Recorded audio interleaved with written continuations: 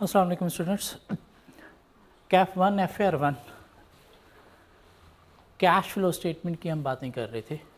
कोई 2 लेक्चर पहले हमने स्टार्ट किया, थोड़ा कैश फ्लो का हमने नॉलेज लिया कि कैश फ्लो स्टेटमेंट है क्या। Basically receipt and payment account को स्टेटमेंट फॉर्म में लिखने का नाम ही क्या है, कैश फ्लो स्टेटमेंट है। ठीक हो गया। Income statement, balance sheet mean statement of comprehensive income, statement of financial position, उसमें जो भी चीज़ें शो की जाती हैं वो शो की जाती हैं एक्रूअल बेसिस पर, मीन उसमें ट्रांजैक्शन की रिकॉर्डिंग होती है एक्रूअल बेसिस पर। हाँ, कैश फ्लो स्टेटमेंट में हमने क्या करना है, शेयर होल्डर को प्रेजेंट करनी है ट्रांजैक्शन ऑन कैश बेसिस पर, मीन कैश रिसीट्स किस ट्रांजैक्शन से कितनी है और कैश पेमेंट कितनी है। और एक्रूअल बेसिस को इन फैक्ट कैश बेसिस में कन्वर्ट करने का नाम ही क्या है, कैश फ्लो स्टेटमेंट है। या रिसीट एंड पेमेंट अकाउंट को स्टेटमेंट फॉर्म में प्रेजेंट करने का नाम क्या है, कैश फ्लो स्टेटमेंट है। ठीक हो गया। कैश फ्लो स्टेटमेंट में हमने क्या करना होता है, शो करना होती हैं रिसीट्स एंड पेमेंट्स। लेकिन रिसीट्स एंड पेमेंट्स हमने शो करना होती हैं 3 activities, operating activities, investing activities और फाइनेंसिंग एक्टिविटीज़, तीनों के पॉइंट ऑफ व्यू से सेपरेट शो करना होती हैं। मीन ऑपरेटिंग एक्टिविटीज़ से रिलेटेड क्या रिसीट्स एंड पेमेंट्स थी, इन्वेस्टिंग एक्टिविटीज से रिलेटेड क्या रिसीट्स एंड पेमेंट्स थी, और फाइनेंसिंग एक्टिविटीज से रिलेटेड क्या रिसीट्स एंड पेमेंट्स थी। इन एक्टिविटीज़ का मतलब क्या है हमारे डिस्कस कर चुके हैं। इन तीनों एक्टिविटीज़ का जो कैश फ्लो होगा उन्हें हम ऐड करेंगे तो हमारे पास आ जाएगा नेट कैश फ्लोस। उसमें हम क्या करेंगे, उसमें हम ऐड करेंगे क्या, opening cash and cash equivalent. Opening cash and cash equivalent तो हमारे पास क्या आ जाएगा, closing cash and cash equivalent आ जाएगा। और वो closing cash and cash equivalent show करना ही क्या है, कैश फ्लो स्टेटमेंट है। ठीक हो गया। सो 3 तरह की एक्टिविटीज़ का हमें कैश फ्लो प्रेजेंट करना है, operating, investing and financing. Operating activities की हमने बात प्रीवियस लेक्चर में स्टार्ट की, उसी को ही आज भी आगे हम कंटिन्यू करेंगे। ऑपरेटिंग एक्टिविटीज़ या कैश फ्लो की बात करें तो कैश फ्लो 2 मेथड से प्रेजेंट की जाती है या प्रिपेयर की जाती है, एक डायरेक्ट मेथड और एक इनडायरेक्ट मेथड। और ऑपरेटिंग एक्टिविटीज़ जो है हम इसकी बात कर रहे थे कि इसको डायरेक्ट मेथड से कैसे हम प्रेजेंट करेंगे या इनडायरेक्ट मेथड से कैसे प्रेजेंट करेंगे। डायरेक्ट मेथड हमने प्रीवियस लेक्चर में कवर कर लिया था, इनडायरेक्ट मेथड हमने कवर करना है। और डायरेक्ट मेथड को अगर आप देखो तो उसका हमने कोई फॉर्मेट बना लिया था कि हमें पहले कैश रिसीट फ्रॉम कस्टमर जो है वो लिखना है, उसके बाद cash payment to supplier minus करना है, cash payment for expenses combine है तो कंबाइन, अदरवाइज जितने भी हैं सबको सेपरेट माइनस करेंगे। हमारे पास आ जाएगा कैश जनरेटेड फ्रॉम ऑपरेशंस, उसमें से हमने माइनस करना है इंटरेस्ट पेड और टैक्स पेड, तो हमारे पास क्या आ जाएगा, net cash flow from operating activities. और एक क्वेश्चन 1 था हमारे पास जिसकी 2 रिक्वायरमेंट थी कि आपने cash flow statement from operating activities mean सिर्फ ऑपरेटिंग एक्टिविटीज़ के पॉइंट ऑफ व्यू से प्रिपेयर करनी है, जिस डायरेक्ट मेथड से भी और इनडायरेक्ट मेथड से भी।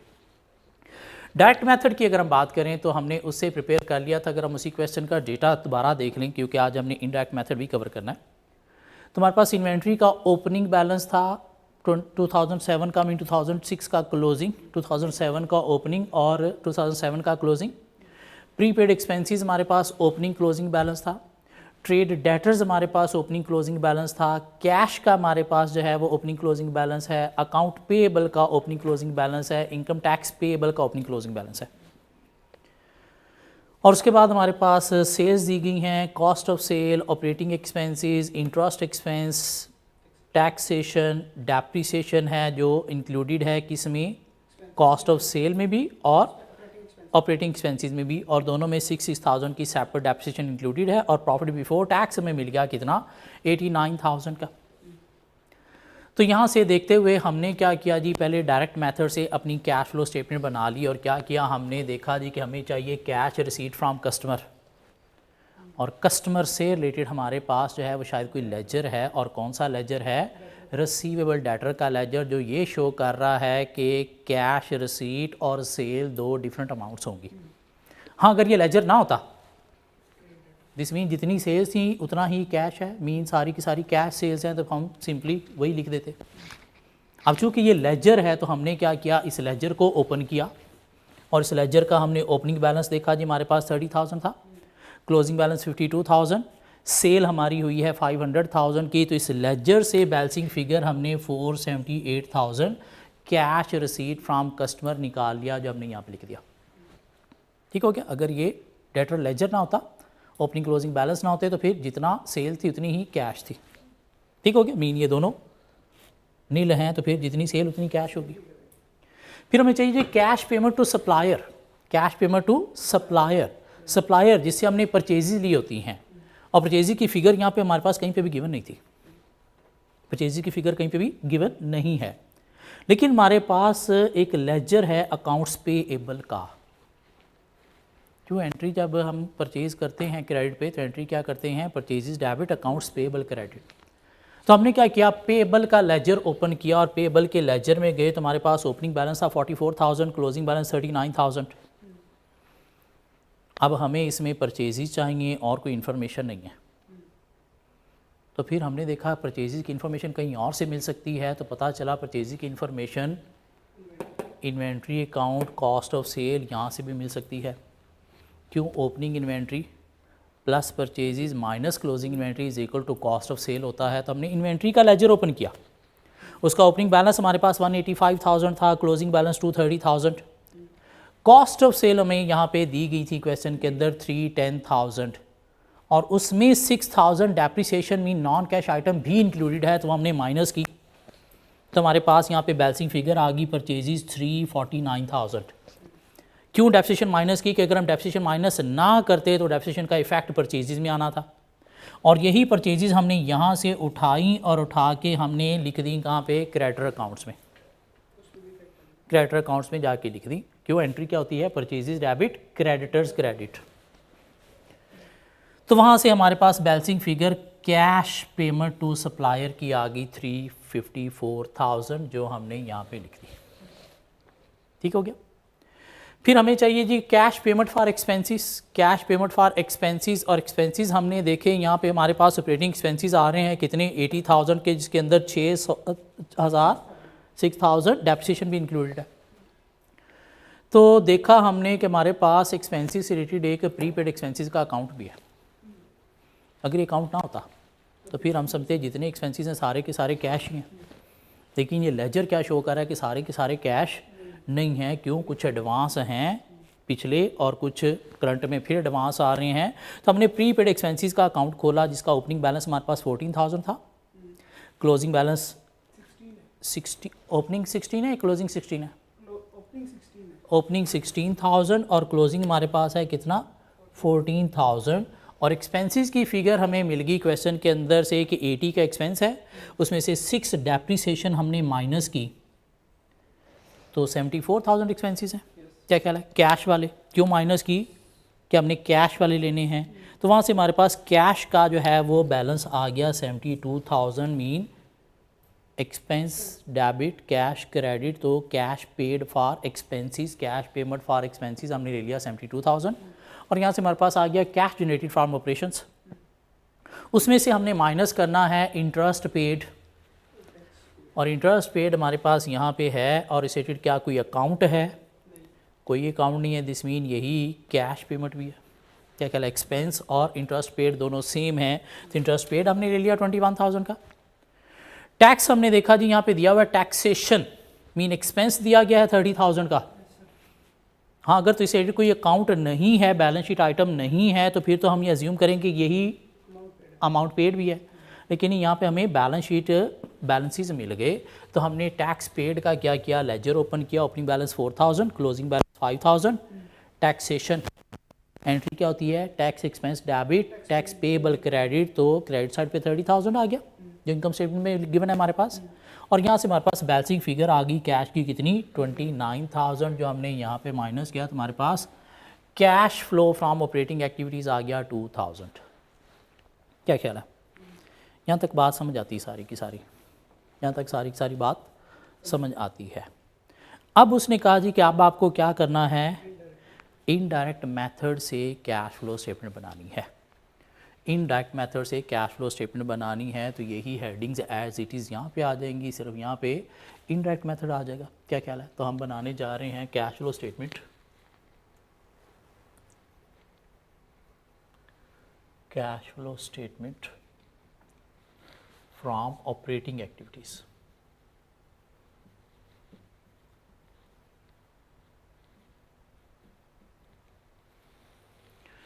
कौन सा method? Indirect method. Indirect method में कैसे कैश फ्लो स्टेटमेंट बनाते हैं, थोड़ा सा ट्रेलर पिछली क्लास में मैंने आप लोगों को दिखा दिया था। अभी हम जो है वो आज उसकी थोड़ी डिटेल में काफ़ी लॉजिकल बातें करने जा रहे हैं।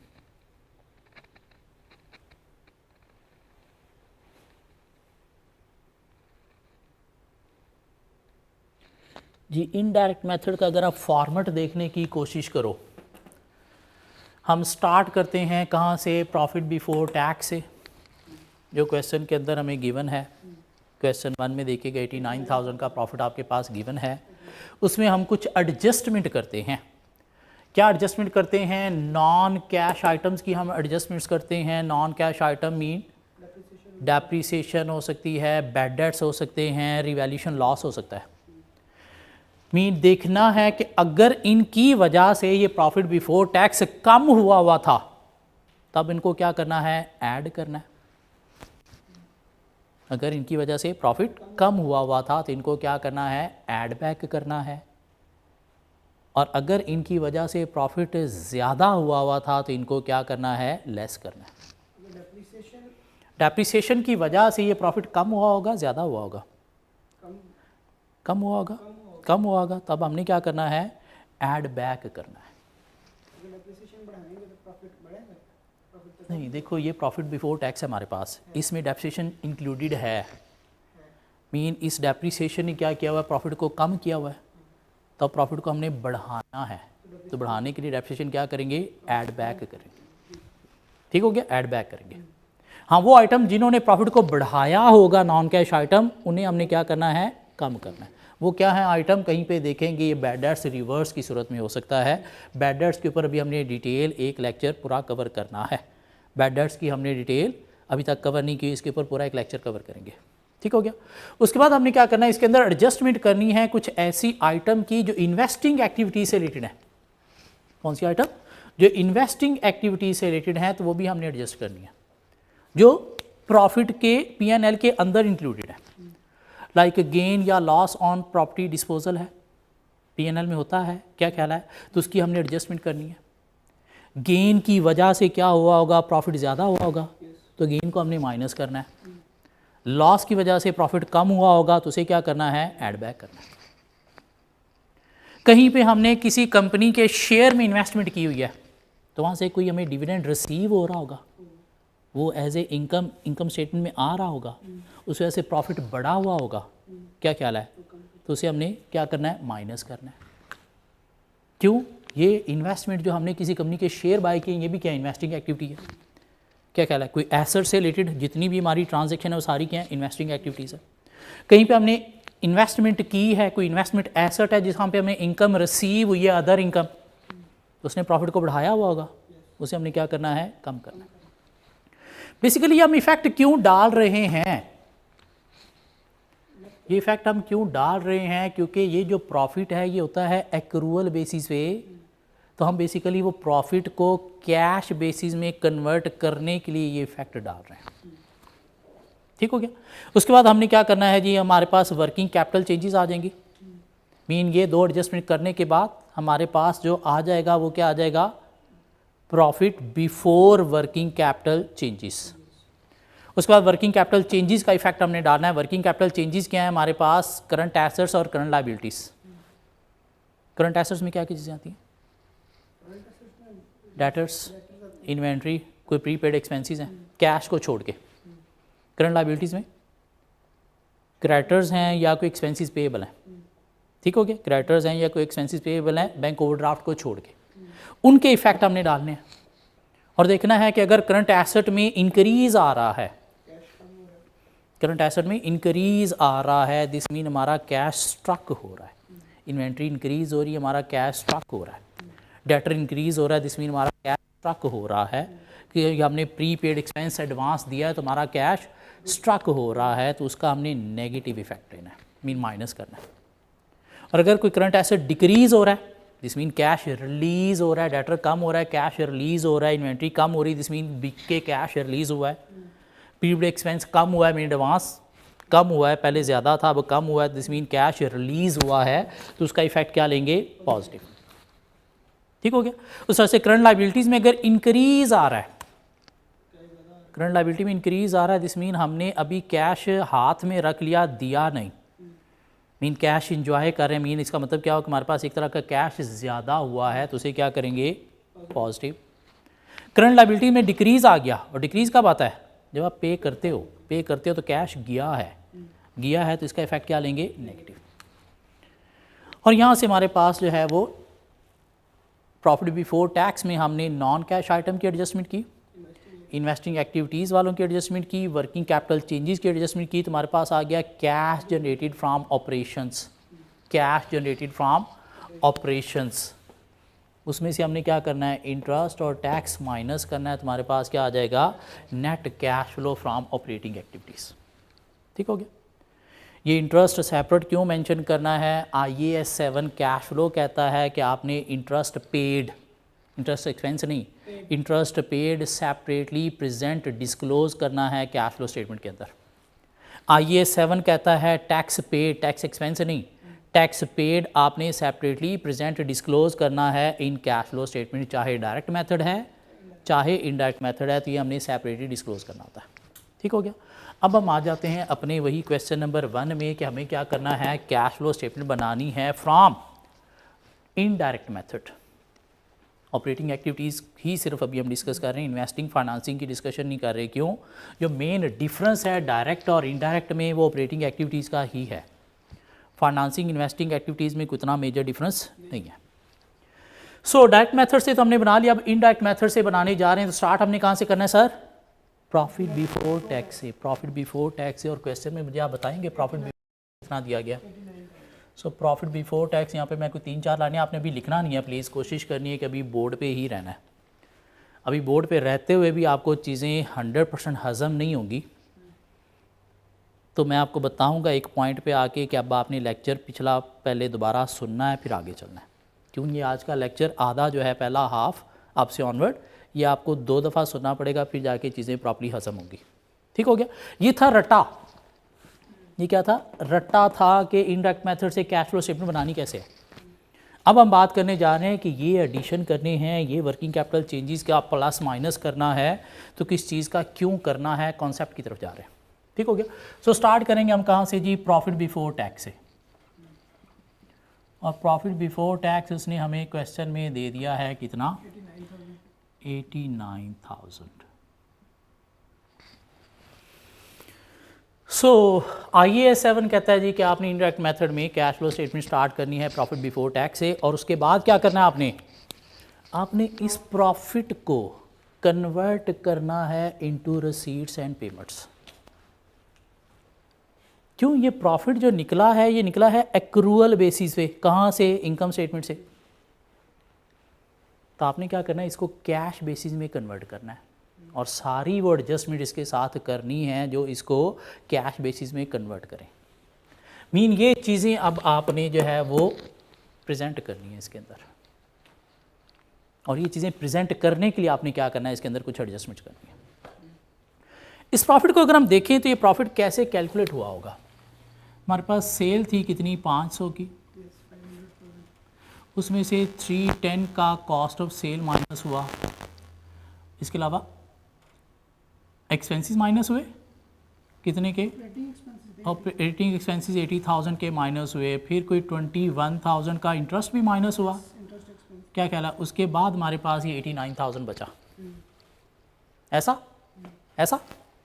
अब हमने क्या करना है, इनके थ्रू ही इसको एडजस्ट करना है, इनके थ्रू ही इसको एडजस्ट करना है। ठीक हो गया। अब ये जो 89,000 है, इसके अंदर 500,000 की सेल पॉजिटिव इनकॉर्पोरेटेड है। मीन्स 89,000 का जो प्रॉफिट है, इसके अंदर 5 लाख की पॉजिटिव सेल का इफेक्ट इनकॉर्पोरेटेड है। क्या ख्याल है। लेकिन हमने क्या करना है, इस प्रॉफिट को अब कैश बेसिस में कन्वर्ट करने के लिए सेल की कुछ एडजस्टमेंट करनी है।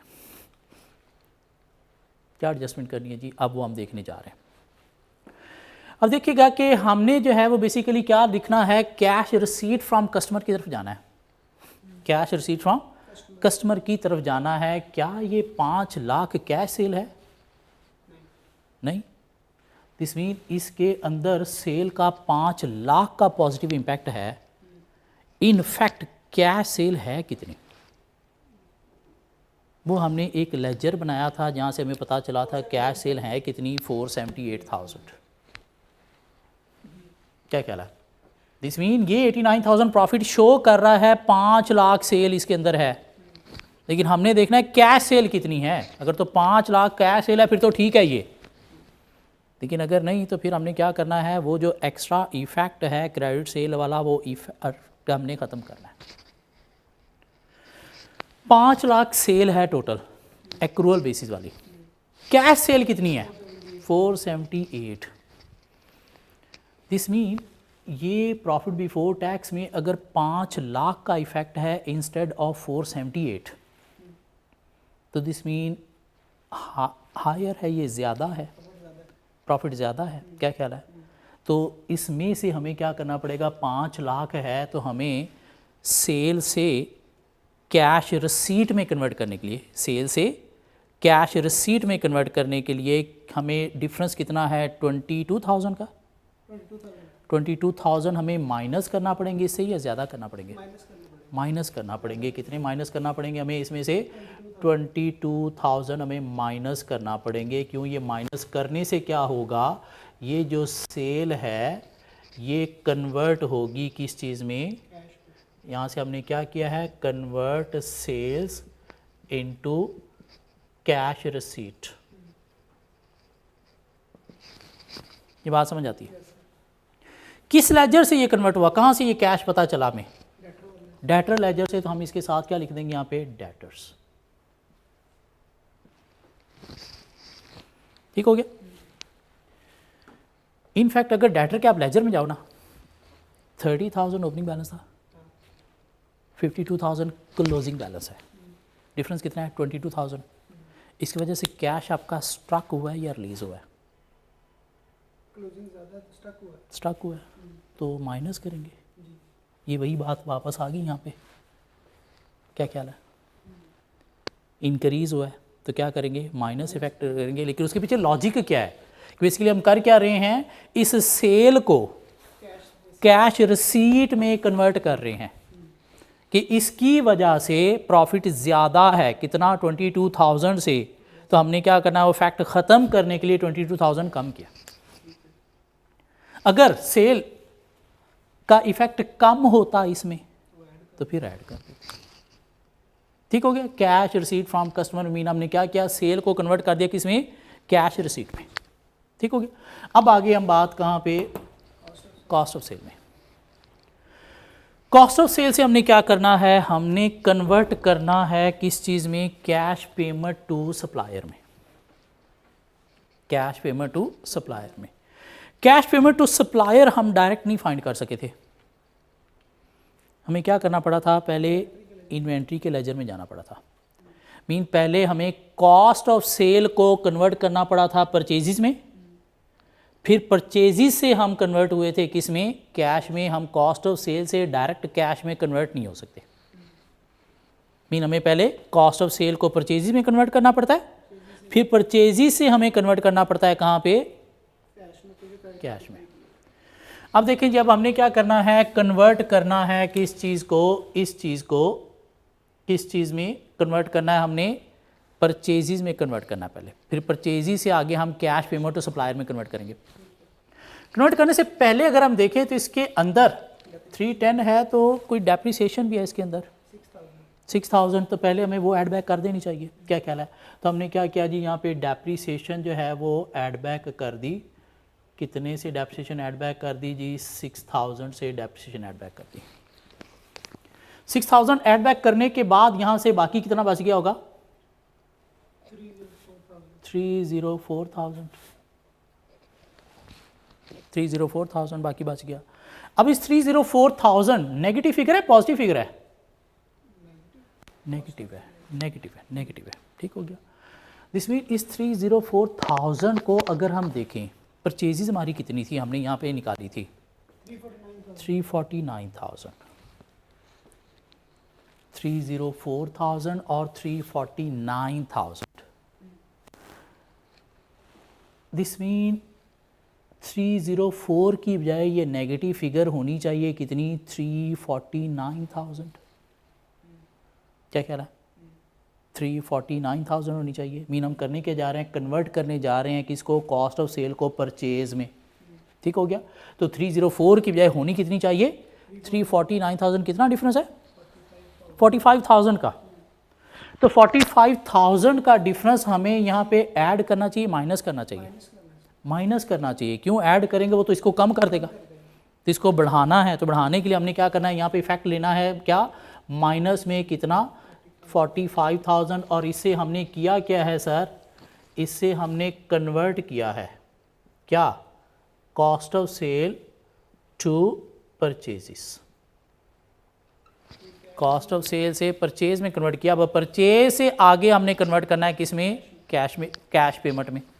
ठीक हो गया। क्यों, रिसीट्स और पेमेंट्स में हम कन्वर्ट कर रहे हैं प्रॉफिट को।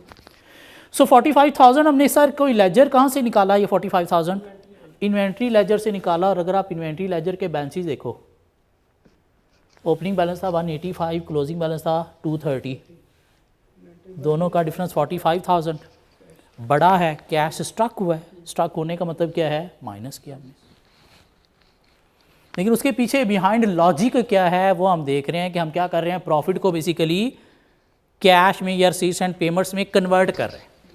क्यों, ये एक्रूअल बेसिस पे है। तो एक्रूअल बेसिस से हम किस तरफ आ रहे हैं, कैश बेसिस में आ रहे हैं। ठीक हो गया। सो कन्वर्ट कर लिया हमने किस चीज़ को सर, कॉस्ट ऑफ सेल को परचेजेज में। तो अब हमने क्या करना है, परचेजेज को कन्वर्ट करना है किस चीज़ में, कैश पेमेंट में। परचेजेज को कन्वर्ट करना है कैश पेमेंट में। अब परचेजेज है 349,000 की, कैश पेमेंट कितनी है, 354,000 की। सो परचेजेज है हमारे पास सर कितनी,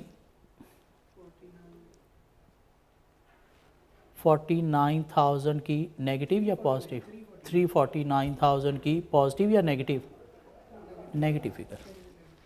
ठीक हो गया। इसको हमने कन्वर्ट करना है कैश में। कैश कितना, 354। तो 5,000 माइनस करेंगे प्रॉफिट में या ऐड करेंगे, 349 नेगेटिव है तो हमने 354 नेगेटिव में जाना है, माइनस करेंगे। क्यों, नेगेटिव नेगेटिव ऐड होके 354 बनेगा। क्या ख्याल है। तो यहाँ से हम क्या कर रहे हैं, यहाँ से हम बेसिकली यहाँ पे एक फिगर लिख रहे हैं कितनी, 5,000 नेगेटिव या पॉजिटिव, नेगेटिव। और इसे क्या हुआ है, कन्वर्ट हुई है क्या, purchases to cash payment, purchases to cash payment. अब क्या हुआ जी, इसको भी हमने रिसीट एंड पेमेंट में कन्वर्ट कर दिया और इसको भी रिसीट एंड पेमेंट में कन्वर्ट कर दिया। इसके अगेंस्ट किसी अकाउंट बैलेंस का नाम दिया जा सकता है, क्रेडिटर्स का नाम देंगे। क्यों, क्रेडिटर्स के लेजर से इसका कैश हमने यूज़ किया था। Working capital changes, current assets, current liabilities.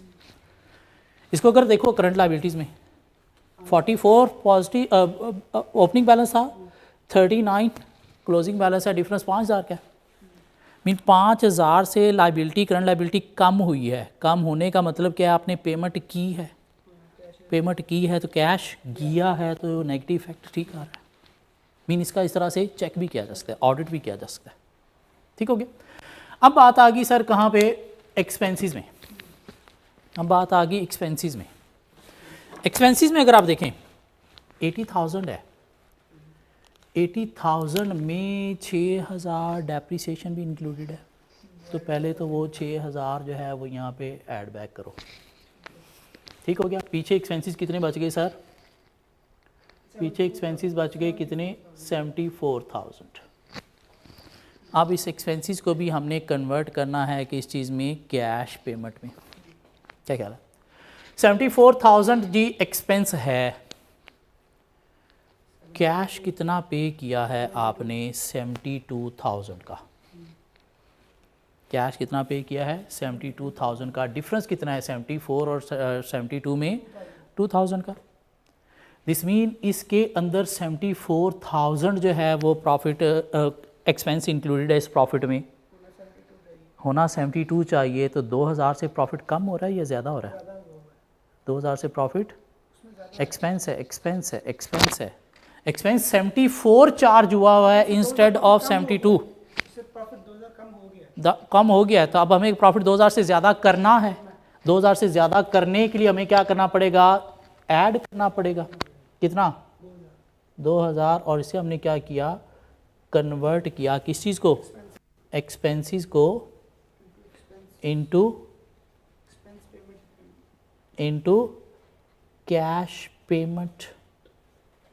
क्या ख्याल है? पेमेंट में हमने कन्वर्ट किया कितने से? 2,000। इसको नाम क्या दें? इसको नाम क्या दें सर? वही अकाउंट जो आपने इसका खोला हुआ है, प्रीपेड एक्सपेंस क्या होता है? Current asset. Opening balance 16, closing balance 14, 2,000 कम हुआ। कम होने का मतलब क्या हुआ? कैश रिलीज हुआ। कैश रिलीज हुआ। करंट एसेट कम होने का मतलब क्या है? कैश रिलीज हुआ। मीन 16,000 पहले एडवांस दिया हुआ था, पीछे 14,000 एडवांस रह गया, तो कैश रिलीज हुआ। तो ये क्या हो गया? पॉजिटिव इफेक्ट आ गया।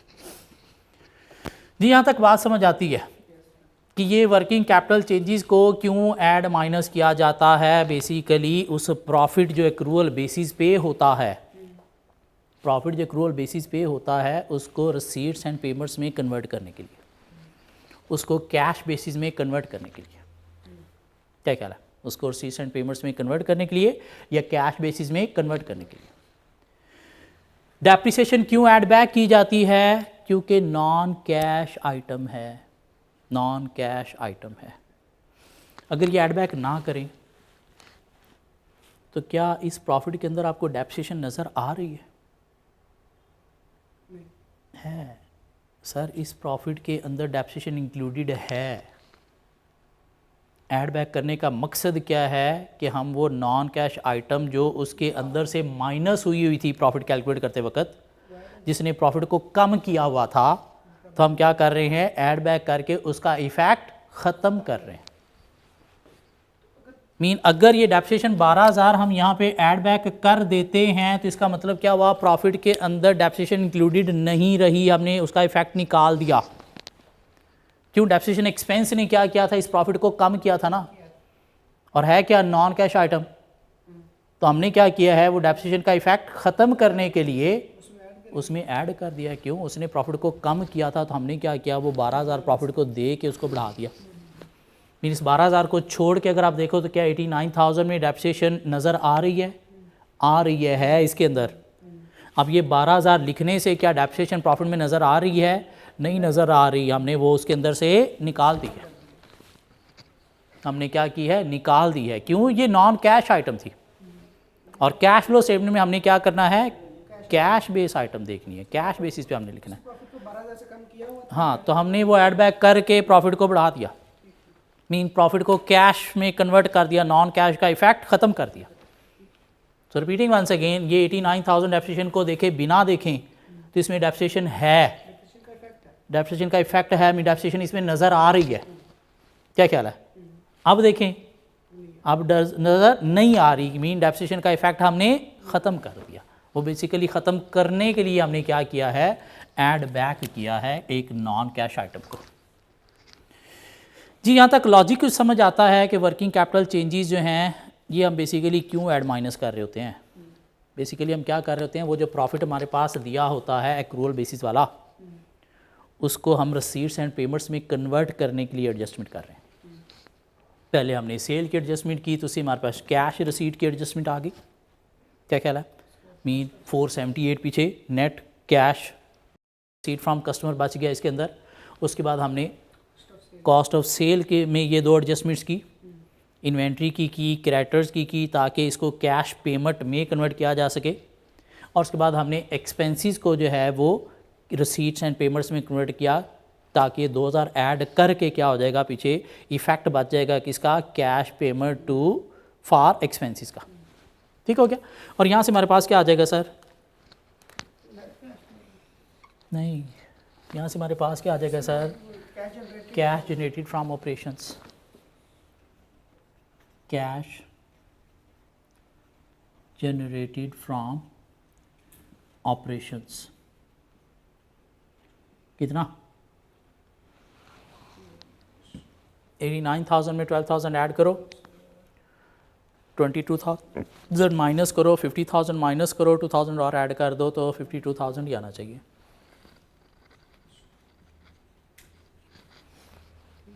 ठीक हो गया, 52,000 ही आना चाहिए। क्या ख्याल है?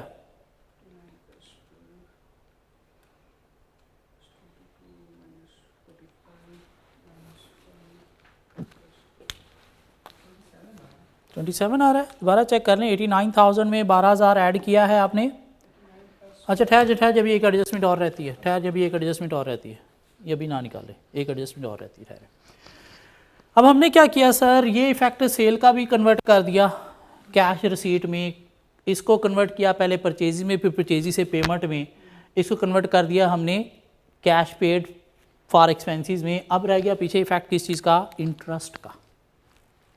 ये 21,000 इंटरेस्ट है, 21,000 इंटरेस्ट है। क्या ख्याल है? तब हमने इसको भी कन्वर्ट करना है इंटरेस्ट पेड में।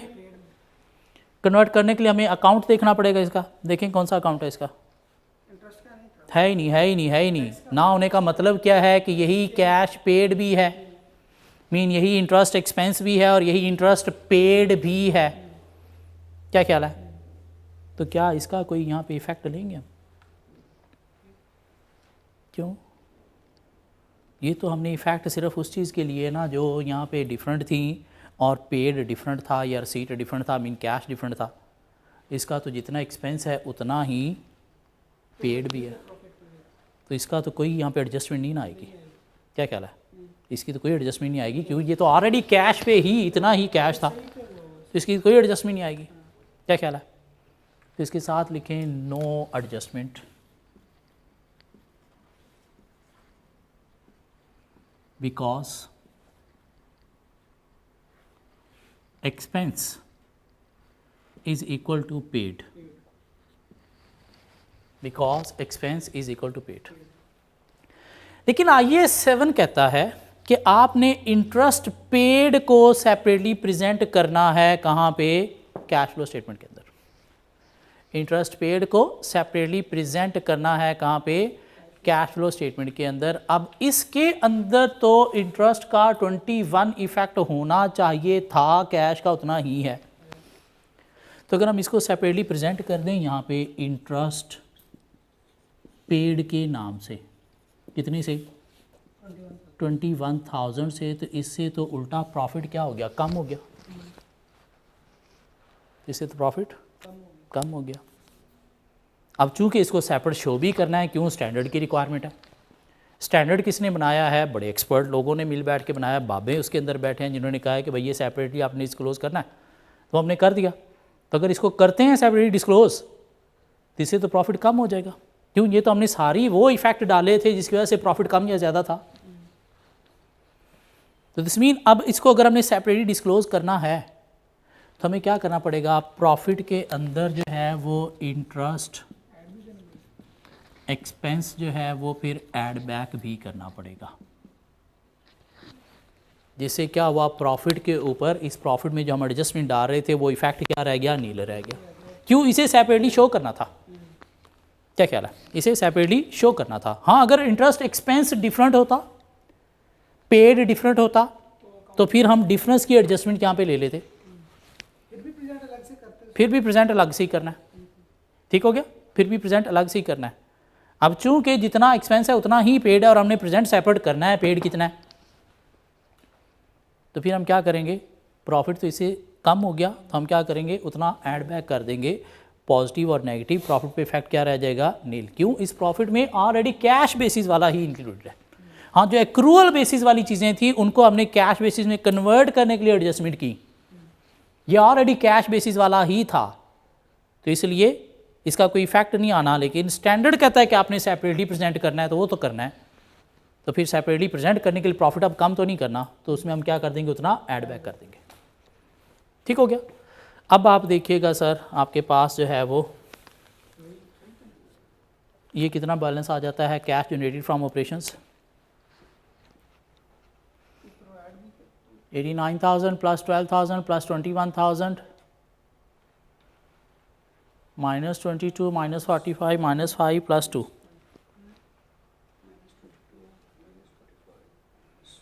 101 122 कितना 52,000 आ गया सर।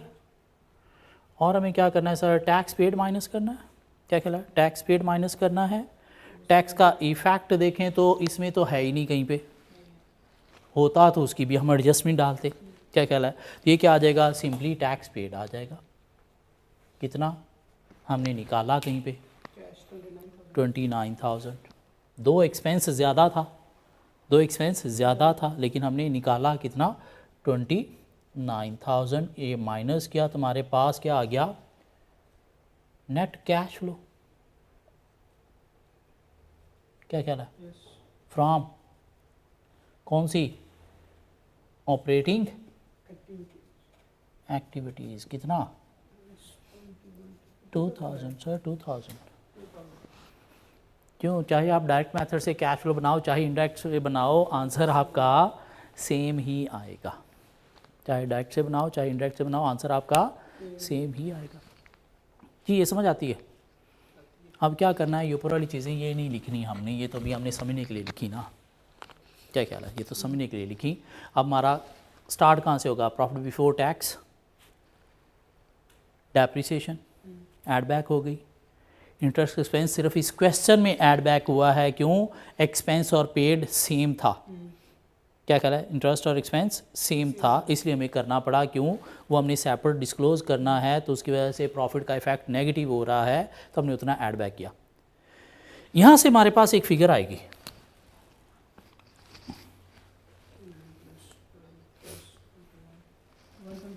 $122,000। इसे भी हम कुछ नाम देंगे। 122,000 को भी हम कुछ नाम देंगे। सर क्या नाम देंगे? इसको हम नाम देंगे प्रॉफिट। है ये क्या? प्रॉफिट ही है। Profit before working capital changes. Profit before working capital changes, और उसमें हम एडजस्ट करेंगे क्या? Working capital changes. Working capital changes क्या हैं? करंट एसेट्स और करंट लायबिलिटीज़ का इंक्रीज डिक्रीज। करंट एसेट्स और करंट लायबिलिटीज़ का इंक्रीज डिक्रीज। और एक रटा लगाने के लिए आपने देखना है कि करंट एसेट, बल्कि रटा नहीं, लॉजिकल भी थोड़ा चलो, कि करंट एसेट इंक्रीज हुए तो कैश हमारा स्ट्रक हो गया। डेटर इंक्रीज हुआ, हमारा कैश स्ट्रक हो गया। इन्वेंट्री इंक्रीज हुई, हमारा कैश स्ट्रक हो गया। क्यों? जब तक बिकेगी नहीं, निकलेगा नहीं। एक प्रीपेड एक्सपेंसेस इंक्रीज हुए, मीन एडवांस ज़्यादा दे दिया, तो कैश स्ट्रक हो गया। तो इसका क्या इफ़ेक्ट कैश पे आ रहा है? नेगेटिव। तो इन्हें हम क्या करेंगे? माइनस करेंगे। ये यहाँ पे डेटर भी था और इन्वेंट्री भी थी, और अगर आप देखो तो डेटर ज़्यादा हुआ, इन्वेंट्री ज़्यादा हुई, कैश स्ट्रक हुआ। प्रीपेड एक्सपेंस कम हुआ तो कैश रिलीज़ हुआ, तो रिलीज़ का क्या इफेक्ट आएगा? पॉजिटिव। ठीक हो गया। उस तरह से करंट लायबिलिटीज़ को अगर देखा जाए, करंट लायबिलिटीज़ का इंक्रीज होना, कैश रिलीज़ हुआ, तो ये क्या इफेक्ट देगा? पॉजिटिव। करंट लायबिलिटी का डिक्रीज होना, और डिक्रीज कब होगी? जब आपने पे की, पे करने से कैश क्या हुआ? आपका कम हुआ, तो इसका इफेक्ट क्या होगा? नेगेटिव होगा। और इधर क्रेडिटर अकाउंट को अगर आप देखें तो 44 से 39 कम हुआ, दिस मीन पेमेंट गई, कैश रिलीज़ हुआ। रिलीज़ होने का क्या इफेक्ट आएगा? नेगेटिव इफेक्ट आएगा। ये मैंने यहाँ पे स्पेसिस छोड़ के लिखे हैं, आपने इतने स्पेस नहीं छोड़ने, क्योंकि वो चीज़ें साथ लिखनी थी, इसलिए स्पेसिस छोड़ना पड़े। और यहाँ से हमारे पास क्या आ गया? वर्किंग कैपिटल की चेंजेस एडजस्ट करने के बाद कैश जनरेटेड फ्रॉम ऑपरेशंस, उसमें से हमने दो चीज़ों का effect, interest paid, tax paid minus किया, तो हमारे पास क्या आ गया? Net cash flow from operating activities. ठीक हो गया जी सर? समझ आती है यहाँ तक? अब इधर अगर हम अपने फॉर्मेट में आएँ तो प्रॉफिट बिफोर टैक्स से हमने स्टार्ट करना है। उसमें तीन तरह की एडजस्टमेंट करनी है। एक नॉन कैश आइटम, जिन्होंने प्रॉफिट को कम किया उनको हमने ऐड करना है, जिन्होंने ज़्यादा किया होगा उनको कम करना है। नॉर्मली ऐड बैक ही होती है। रिवैल्यूएशन लॉस ने भी प्रॉफिट को कम किया होगा तो ऐड बैक करना है। बैड डेट्स की एंट्री अगर हम देखें तो bad debts expense debit debtor credit non cash item है, और बैड डेट्स कहाँ पे गया होगा, इनकम स्टेटमेंट में एज ए एक्सपेंस। क्या ख्याल है, तो इसे भी ऐड बैक करना है। ठीक हो गया। इसमें कुछ बैड डेट्स रिवर्स का भी पॉइंट है, कहीं पे हम डिस्कस करेंगे, पता चल जाएगा ये क्या होता है। उसके बाद हमने क्या करना है जी, दूसरी एडजस्टमेंट क्या करनी है, इन्वेस्टिंग एक्टिविटीज़ का जो इफेक्ट है इनकम स्टेटमेंट में प्रॉफिट के अंदर, उस इफेक्ट को भी ख़त्म करना है। प्रॉपर्टी डिस्पोजल का कोई गेन या लॉस इनकम स्टेटमेंट में गया है जिसकी वजह से प्रॉफिट इंक्रीज़ या ज़्यादा हो रहा है, तो गेन ने प्रॉफिट को ज़्यादा किया तो उसे माइनस करना है, लॉस ने प्रॉफिट को कम किया तो उसे ऐड करना है। डिविडेंड इनकम क्यों इन्वेस्टिंग एक्टिविटीज़ में शो करना है ये, तो यहाँ से इफेक्ट ख़त्म करना है, और डिविडेंड इनकम ने प्रॉफिट को ज़्यादा किया होगा तो अब लेस करना है। इंटरेस्ट इनकम, अदर इनकम आई है, प्रॉफिट को उसने इंक्रीज़ किया है तो अब इफेक्ट हमने कम करना है। तीसरी एडजस्टमेंट किस चीज़ की है, वर्किंग कैपिटल चेंजेस की। वर्किंग कैपिटल चेंजेस में क्या देखने हैं, करंट एसेट्स करंट लाइबिलिटीज़ का इंक्रीज़ डिक्रीज़, रटा लगा के इंक्रीज़ डिक्रीज़। देखो कैश स्टक हुआ है, कैश माइनस हुआ है, क्यों इनको करना है, उसके पीछे ये रीज़न थी कि हमने कन्वर्ट करना होता है सेल को कैश रिसीट में, कॉस्ट ऑफ सेल को परचेज़ में, और परचेज़ को कैश पेमेंट में, और एक्सपेंसेस को एक्सपेंस पेड में। तो इसलिए उनकी भी हमने एडजस्टमेंट करनी है। तो यहाँ से हमारे पास आ गया cash generated from operation, interest और टैक्स माइनस किया तो हमारे पास आ गया net cash flow from operating activities. बस आज के लिए इतना काफ़ी है। होपफुली नेक्स्ट क्लास में अब हम थोड़ा और आगे बढ़ाएंगे चीज़ों को। ऑब्वियसली अब फिर हम फाइनेंसिंग और इन्वेस्टिंग एक्टिविटीज़ में जाएंगे। वो ऐसा जितना कोई औखा काम नहीं है, बस 4 बातें उनके अंदर आना होती हैं, और उसके बाद आगे हम फर्दर क्वेश्चंस की प्रैक्टिस करते करते इस एरिया को एंड अप करेंगे। सो मिलते हैं नेक्स्ट क्लास में कुछ नई चीज़ों के साथ।